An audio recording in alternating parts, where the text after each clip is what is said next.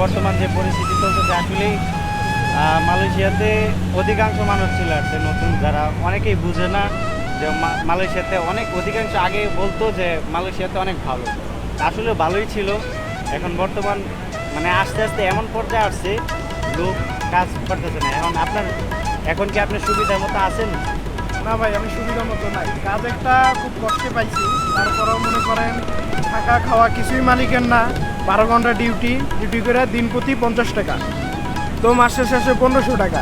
1500 টাকা দেখা গেছে হোটেলে খাই, থাকা খাওয়া সব মিলায় মাসে 1000 টাকায় দিকেই নাই। আবার বাড়তি একটা খরচ আছে, দেশে তো টাকা পাঠানোর একটা ভেজাল আছে। কি আর বলবো ভাই, দিন শেষে নিজের পকেটে কিছুই থাকে না। তো মাস শেষ এখনো মালিক স্যালারিও দেয় না, কবে যে দিবে তারও কোনো ঠিক নেই।